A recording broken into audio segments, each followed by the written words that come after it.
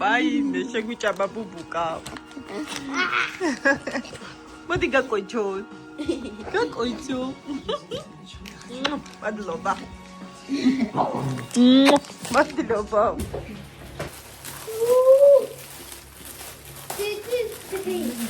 მოგესალმებით ჩემო ლამაზო ქალბატონებო, დედიკოებო, როგორ ხართ?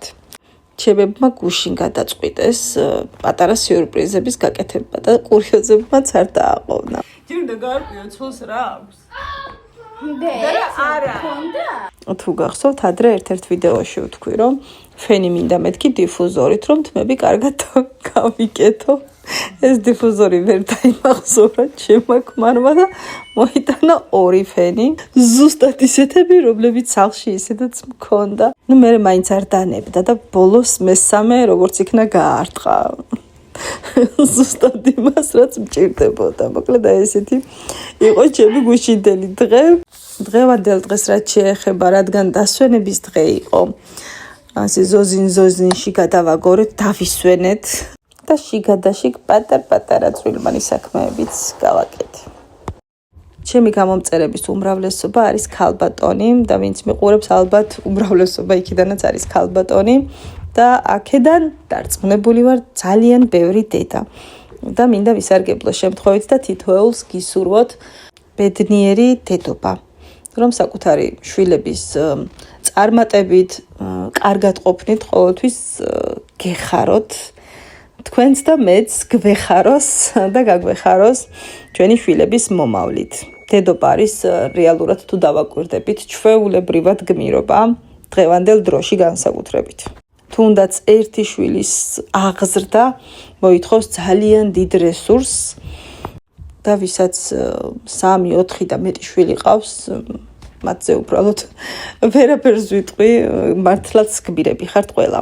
ყველაზე გვიან დედა იძინებს, ყველაზე ადრე დედა იღვიძებს. ნამდვილად ასია. სანამ მცირეწლოვანი შვილები ყავს, მთელი შენი ძირითადი დრო მორგებულია მათზე, მათ საჭიროებაზე, მათ სურვილებზე და ეს არ არის მარტივი. დედებს ხშირად უწევთ საკუთარი სურვილების უკანა პლანზე გადაწევა, იმისთვის რომ მათ შვილებს კონდეთ ყველაფერი კარგად. და ეს ზრუნვა არ მთავრდება მიუხედავად შვილის ასაკისა. მგონია რომ ქართველ დედებს კიდევ უფრო მეტად აქვთ ეს ყველაფერი გამჯდარი.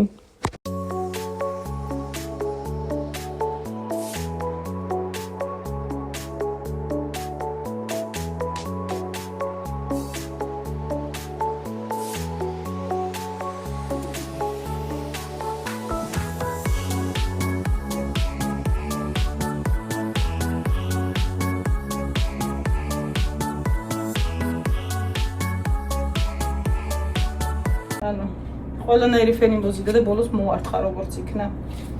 კიდევ ფაქტი მიმაღებინა. ხოდა მოვსინჯოთ.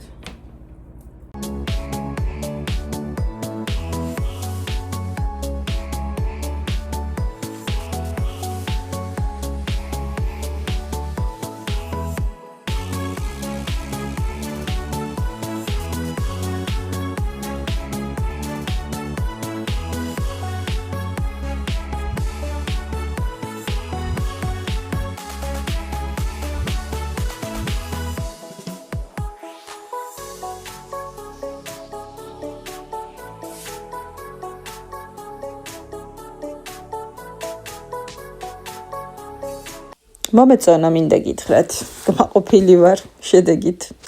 აქ დათას სპორტულის ზედა გავრეცხე, ისე რომ არ დავაკვირდი, ეთყობა პირდაპირ შევაგდე და ფლომასტერით აქვს სავარაუდოდ დალაქავებული საშინლად. ხოდა ეს გრინვეის საპონია.